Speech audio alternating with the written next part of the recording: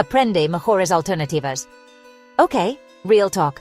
How many times have you found yourself saying sí in every Spanish conversation? Like it's the easiest go-to, right? But let's be honest, it gets repetitive. Are you stuck saying sí all the time in Spanish? Let's upgrade your vocabulary and sound more natural. It's like wearing the same pair of jeans every single day. They're comfy, they're reliable, but don't you want to switch it up sometimes? Stop saying sigh. Say these instead.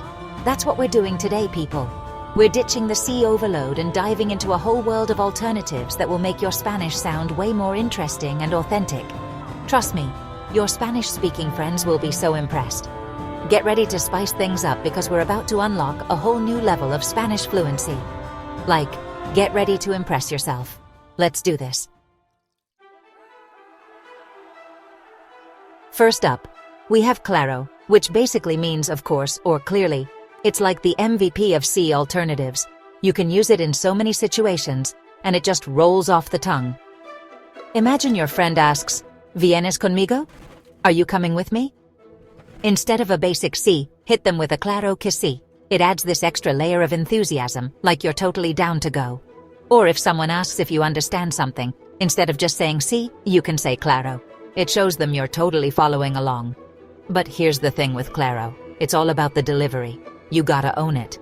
Don't be afraid to throw in a little eyebrow raise or a head nod for emphasis. It's all about that confidence, you know? And the best part? It works in pretty much any Spanish-speaking country.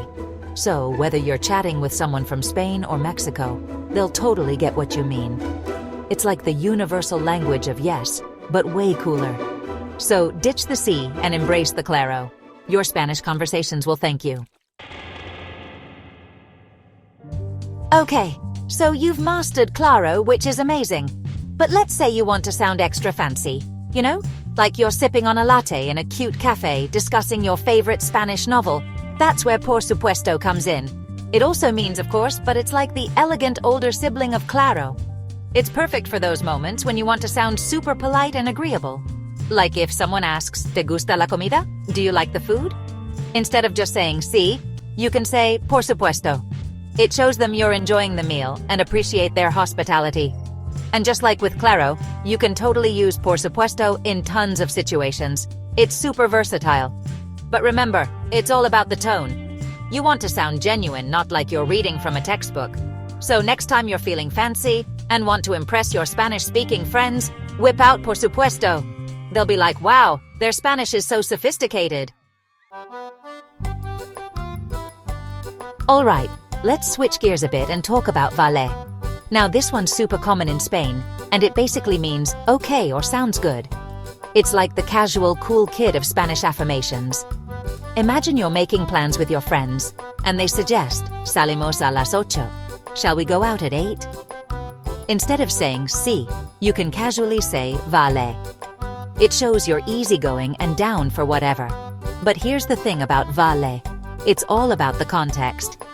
You wouldn't use it in super formal situations like a job interview or something. It's more for casual hangouts with friends or family. And just like with any slang, it's always good to pay attention to who you're talking to. If you're not sure if they use vale, just ask. It's a great way to learn more about their dialect and sound like a true local. Okay, let's talk about de acuerdo, which literally translates to of agreement. It's like saying agreed or sounds good in English. It's perfect for those moments when you want to show that you're on the same page as the other person. Imagine you're discussing plans for a trip, and someone suggests, vamos a la playa primero. Let's go to the beach first. Instead of just saying sí, you can say de acuerdo. It shows that you're on board with the idea and ready to hit the beach. But here's the thing about de acuerdo. It can also be used to politely disagree or express reservations. For example, if someone suggests something you're not entirely sure about, you can say de acuerdo, pero. Agreed, but. It's a way to acknowledge their suggestion while also expressing your own thoughts. So, whether you're agreeing with a friend's suggestion or politely expressing a different opinion, de acuerdo is your go-to phrase. It's all about finding that balance between agreement and expressing yourself. Chapter 5. Exacto, the you get me phrase. Alright, let's talk about exacto, which means exactly or precisely. It's like that satisfying feeling when someone totally understands what you're saying. You know, when you're like, yes, that's exactly what I mean. Imagine you're explaining something to a friend and they finally get it. Instead of just saying sí, you can exclaim, Exacto. It shows them that they're spot on and that you're on the same wavelength. But Exacto isn't just for those aha moments. You can also use it to confirm something someone said or to agree with their opinion. For example, if someone says, Creo que esta película es muy interesante. I think this movie is very interesting. You can respond with Exacto. It's a simple way to show that you agree and keep the conversation flowing. So, next time you're looking for that perfect word to express agreement, confirmation, or that feeling of being totally understood, remember Exacto. It's like a verbal high five for your brain. Chapter 6. Sí, pero... The master of nuance. Okay, let's be real. Sometimes a simple sí or no just doesn't cut it. Like, what if you agree with part of what someone's saying but not everything? That's where sí, pero comes in handy. It's like the master of nuance in the Spanish language. Imagine your friend suggests going to a concert, but it's on a school night. Instead of a flat-out no, you can say, sí, pero tengo que estudiar. Yes, but I have to study. It shows you're interested, but have other priorities. The beauty of sí, pero is its flexibility. You can use it to express a different opinion, offer an alternative suggestion, or politely decline something without sounding too harsh. It's all about adding that but to soften the blow and keep the conversation going. So next time you're in a situation where a simple sí or no isn't enough, remember the power of sí, pero. It's like having a secret weapon for navigating those tricky conversational waters. Chapter 7.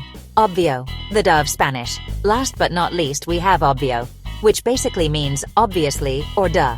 It's like the sassier, more playful cousin of Claro and por supuesto. You use it when something is so obvious, it's almost comical. Imagine your friend asks if you like chocolate. Instead of a simple sí, you can dramatically roll your eyes and say, obvio. It's like saying, is the Pope Catholic? Of course I like chocolate, but be careful with this one.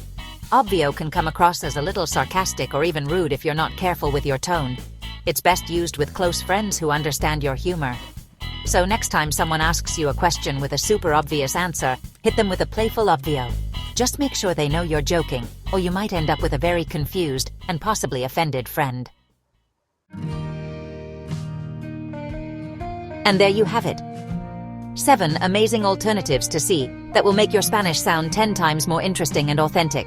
I know, it's a lot to take in, but trust me, with a little practice, you'll be using these like a pro in no time. Ready to say more than sí? Practice these alternatives and watch your Spanish improve. It's like anything else, the more you use them, the more natural they'll become. Don't forget to subscribe for more tips, so go out there, spice up your Spanish conversations, and impress everyone with your newfound vocabulary. Nos vemos.